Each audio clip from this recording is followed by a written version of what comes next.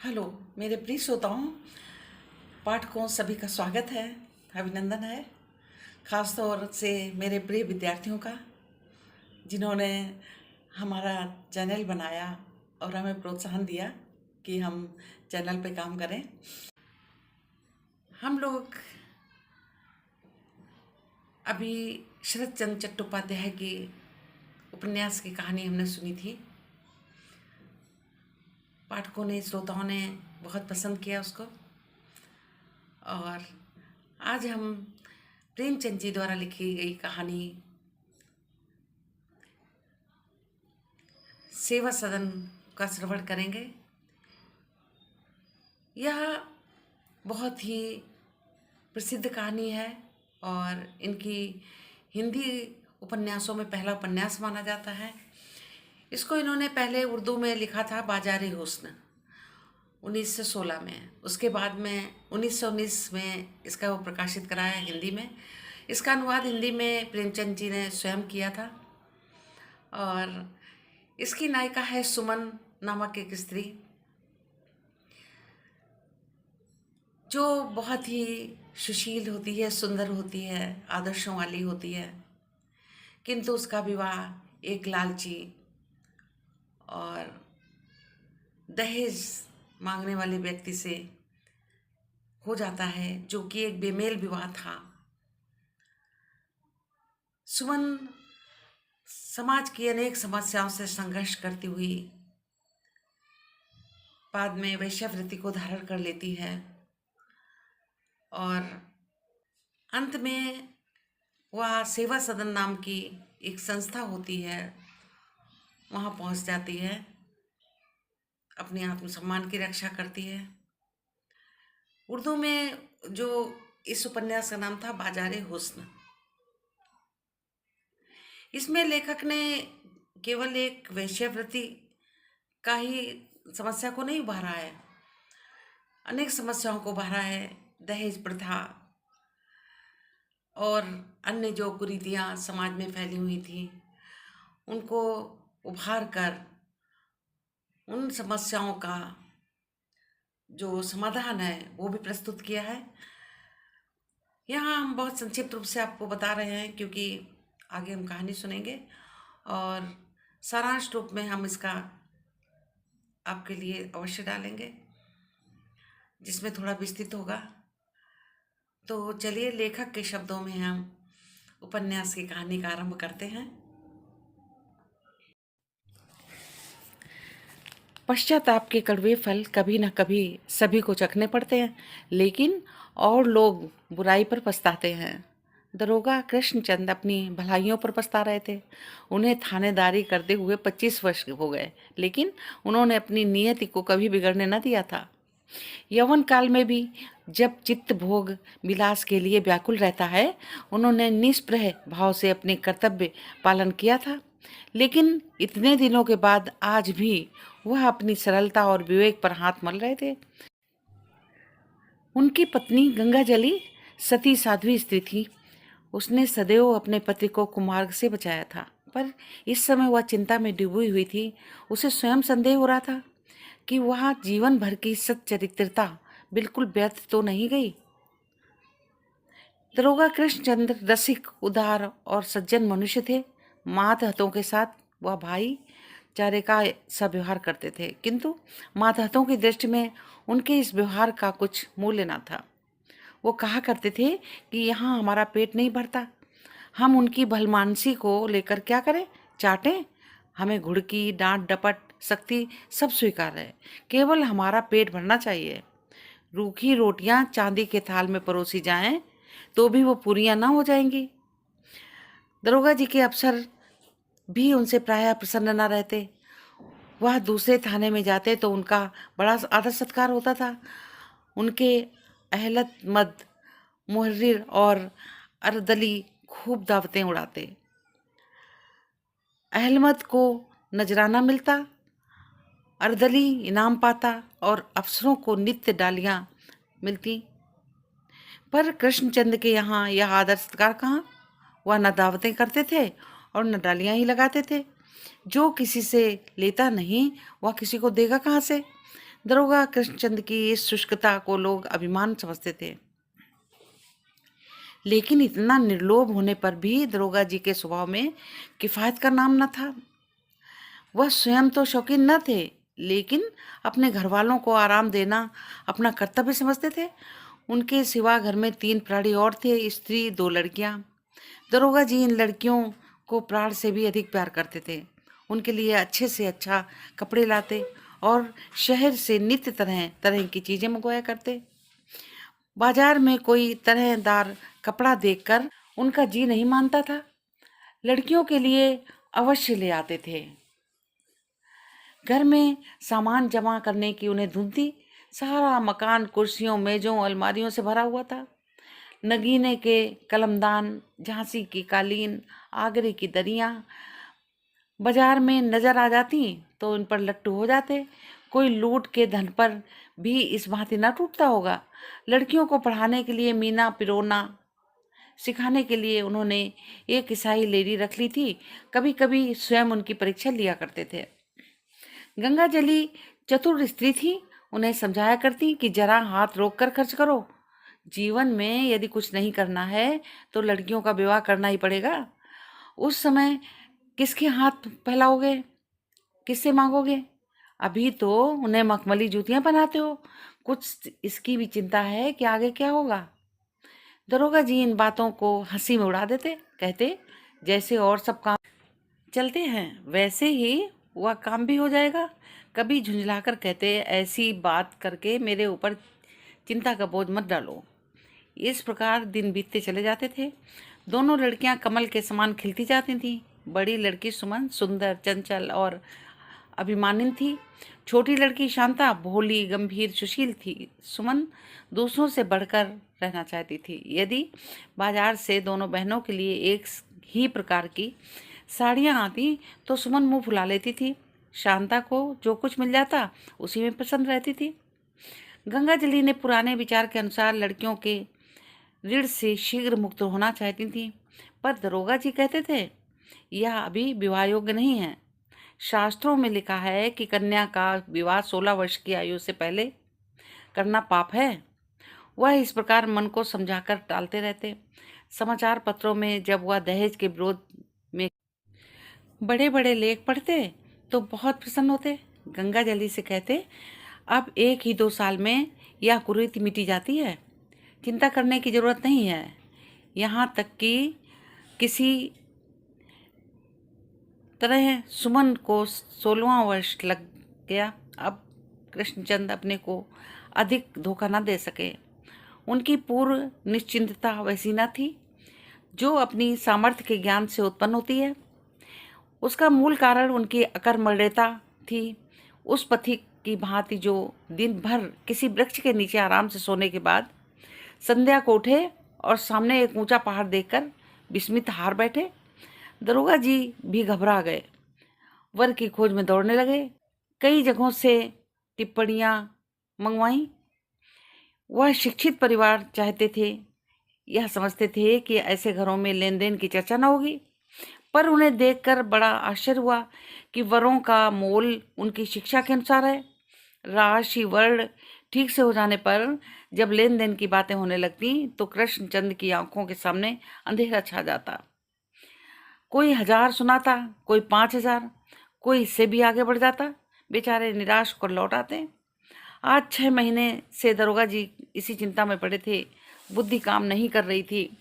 इसमें संदेह नहीं कि शिक्षित सज्जनों को उनसे सहानुभूति थी, पर वह एक ना एक ऐसी पख निकाल देते कि दरोगा जी को निरुत्तर हो जाना पड़ता।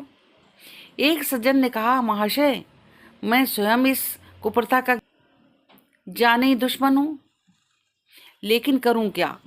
अभी पिछले साल लड़की का विवाह किया, 2000 रुपए केवल दहेज में देने पड़े, 2000 खाने पीने खर्च करने पड़े। आप ही कहिए यह कमी कैसे पूरी की जाए? दूसरे महाशय इनसे अधिक नीति कुशल थे। बोले, दरोगा जी, मैंने लड़के को पाला है, सहस्रों रुपए उनकी पढ़ाई में खर्च किए हैं। आपकी लड़की इससे उतना भी न लाभ होगा जितना मेरे लड़के को। तो आप ही न्याय कीजिए, ये सारा भार मैं अकेला कैसे उठा सकता हूँ? कृष्णचंद को अपनी ईमानदारी और सच्चाई का पश्चाताप होने लगा। अपनी निष्प्रयता पर उन्हें जो घमंड था वो टूट गया। सोच रहे थे कि यदि मैं पाप से न डरता तो आज मुझे ठोकरें न खानी पड़ती।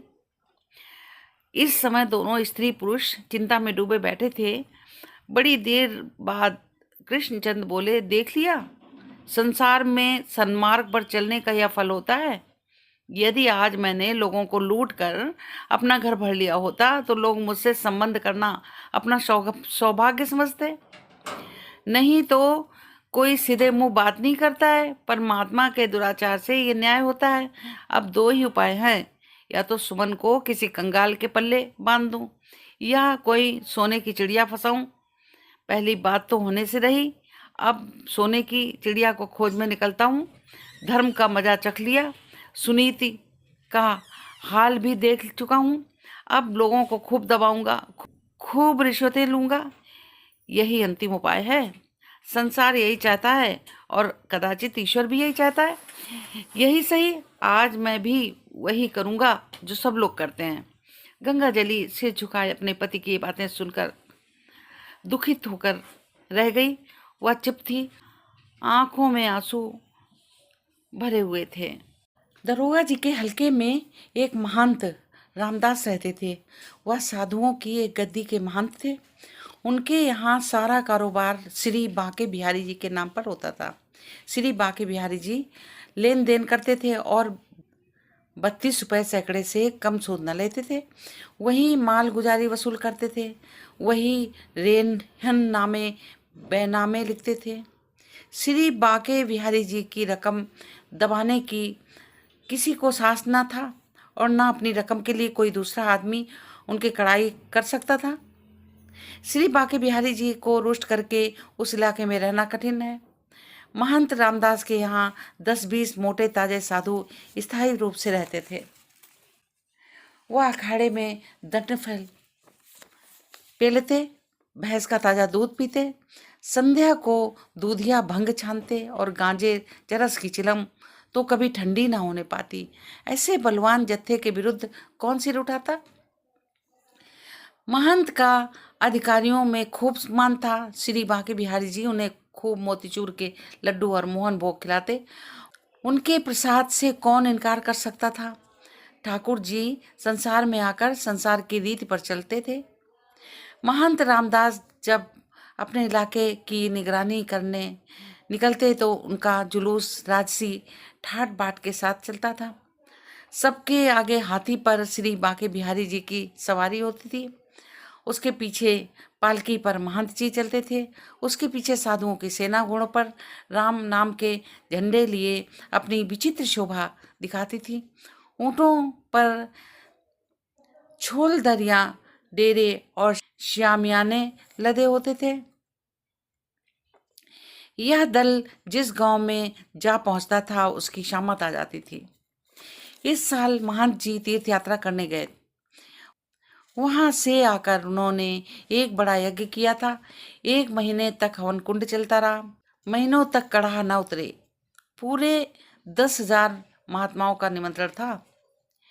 इस यज्ञ के लिए इलाके के प्रत्येक आसामी को हल पीछे 5 रुपया चंदा उगाहा गया था। किसी ने खुशी से दिया, किसी ने उधार लेकर, और जिसके पास ना था उसे रुक्का ही लिखना पड़ा।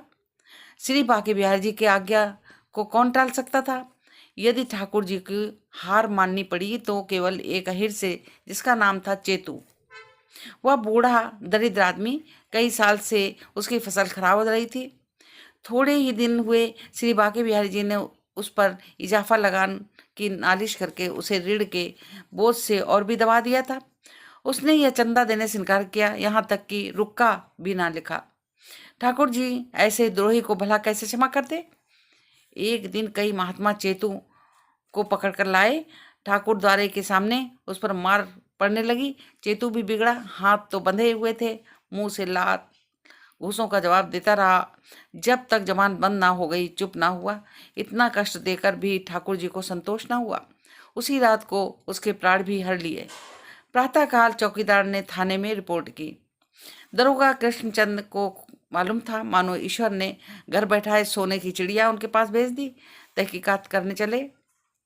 लेकिन महंत जी की उस इलाके में ऐसी धाक जमी हुई थी कि दरोगा जी को कोई गवाही न मिल सकी। लोग एकांत में आकर उनसे सारा वृत्तांत कह जाते थे, पर कोई अपना बयान न देता था। इस प्रकार 3-4 दिन बीत गए। महंत जी पहले तो बहुत अकड़े रहे।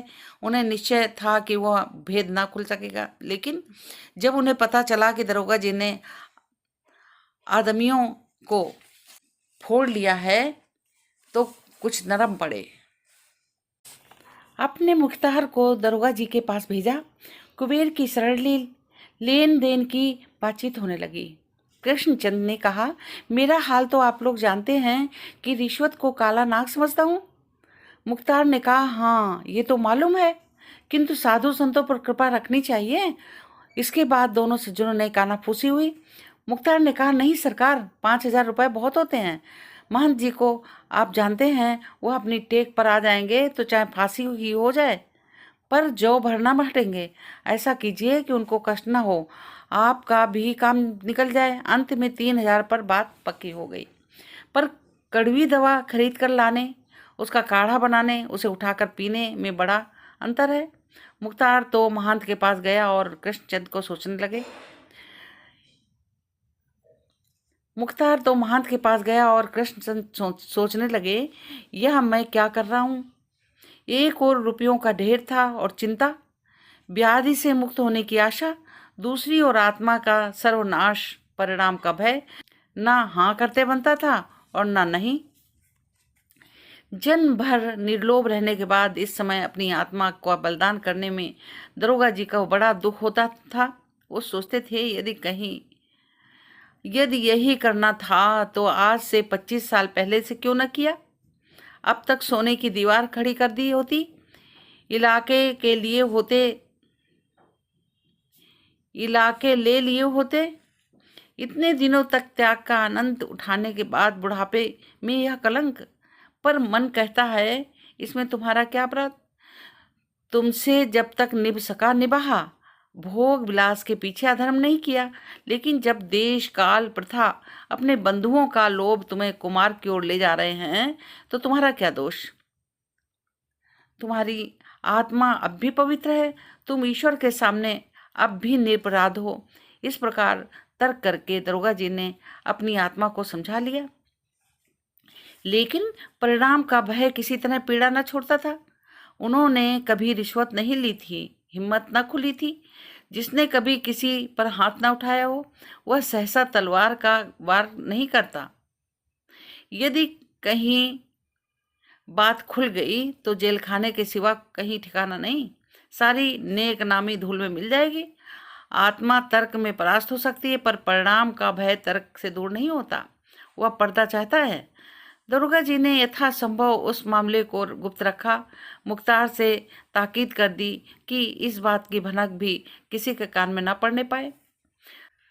थाने के कांस्टेबलों और अमलों से भी सारी बात गुप्त रखी गई। रात के 9 बज गए थे। दरोगा जी ने अपने तीनों कांस्टेबलों को किसी बहाने से थाने के बाहर भेज दिया था। चौकीदारों को भी दस्तखत का सामान जुटाने के लिए इधर उधर भेज दिया और आप अकेले मुख्तार की राह देख रहे थे। मुख्तार अभी नहीं लौटा। घर क्या कर रहा है। चौकीदार सब आकर घेर लेंगे तो बड़ी मुश्किल पड़ेगी। इसी से मैंने कह दिया था कि जल्द आना। अच्छी बात मान लो, जो महंत 3,000 पर राजी न हुआ तो नहीं, इससे कम ना लूंगा। इससे कम में विवाह हो ही नहीं सकता। दरोगा जी मन ही मन हिसाब करने लगे कि कितने रुपए दहेज में दूंगा और कितने खाने पीने में खर्चो करूंगा। कोई आध घंटे के बाद मुख्तार के आने की आहट मिली। उनकी छाती धड़कने लगी। चारपाई से उठ बैठे, फिर पानदान खोलकर पान लगाने लगे कि इतने में वो मुख्तार भीतर आया। कृष्णचंद, कहिए। मुख्तार, महंत जी। कृष्णचंद ने दरवाजे की तरफ देखकर कहा, रुपए लाए या नहीं। मुख्तार, जी हाँ लाया हूँ, पर महंत जी ने। कृष्णचंद ने फिर चारों तरफ चौकन्नी आंखों से देखकर कहा, मैं एक कौड़ी भी कम ना लूंगा। मुख्तार, अच्छा मेरा हक तो दीजिएगा ना। कृष्णचंद, अपना हक महंत जी से लेना। मुख्तार, 5 रुपया सैकड़ा तो हमारा बंधा हुआ है। कृष्णचंद, इसमें एक कौड़ी भी न मिलेगी। मैं अपनी आत्मा बेच रहा हूँ, कुछ लूट नहीं रहा हूँ। मुख्तार, आपकी जैसी मर्जी, पर मेरा हक मारा जाता है। कृष्णचंद, मेरे साथ चलना पड़ेगा। तुरंत बहली तैयार हुई और दोनों आदमी उस पर बैठ गए। बहली ने आगे पीछे चौकीदारों का दल था। कृष्णचंद उड़कर पहुंचना चाहते थे। गाड़ीवान को बार बार हाँकने के लिए कहकर कहते, अरे क्या सो रहा है, हाँक चल। 11 बजते बजते लोग घर पहुंचे। दरोगा जी मुख्तार को लिए हुए अपने कमरे में गए, किवाड़ बंद कर लिए। मुख्तार ने थैली निकाली, कुछ गिन्नियाँ थी, कुछ नोट और नकद। कृष्णचंद ने झट थैली ले ली और बिना देखे सुने उसे अपनी संदूक में डालकर ताला लगा दिया। गंगा जली अभी तक उनकी राह देख रही थी। कृष्णचंद मुख्तार को विदा करके घर में गए। गंगा जली ने पूछा, इतनी देर क्यों की? कृष्णचंद बोले, काम ही ऐसा पड़ा और दूर भी बहुत है। भोजन करके दरोगा जी लेटे, पर नींद कहाँ आती। स्त्री से रुपए की बात करते उन्हें संकोच हो रहा था। गंगा जली को भी नींद न आती। वह बार बार पति के मुंह की ओर देखती, मानो पूछ रही थी, बचे या डूबे। अंत में कृष्णचंद बोले, यदि तुम नदी के किनारे खड़ी हो और पीछे से एक शेर तुम्हारे ऊपर झपटे तो क्या करोगी? गंगा जली इस प्रश्न का अभिप्राय समझ गई, बोली, नदी में चली जाऊंगी। कृष्णचंद, चाहे डूब ही जाओ। गंगा जली बोली, हाँ, डूब जाना शेर के मुंह में पड़ने से अच्छा है। कृष्णचंद बोले, अच्छा, यदि तुम्हारे घर में आग लगी हो, दरवाजे से निकलने का रास्ता ही ना हो, तब क्या करोगी? गंगा जली बोली, छत पर चढ़ जाऊंगी, नीचे कूद जाऊंगी। कृष्णचंद बोले, इन प्रश्नों का मतलब तुम्हारी समझ में आया? गंगा जली ने दीन भाव से पति की ओर देखकर कहा, तब क्या ऐसी बेसमझ हूं? कृष्णचंद बोले, मैं कूद पड़ा हूं, बचूंगा या जाऊंगा यह मुझे नहीं मालूम। तो इसकी आगे की कहानी श्रोताओं अगले भाग में। आशा है आपको उपन्यास अच्छा लग रहा होगा, और जो लोग सुन रहे हैं साहित्य प्रेमी हैं, लाइक और कमेंट्स अवश्य करें। और अन्य उपन्यास और कहानी तथा कंपटीशन लेवल की व्याकरण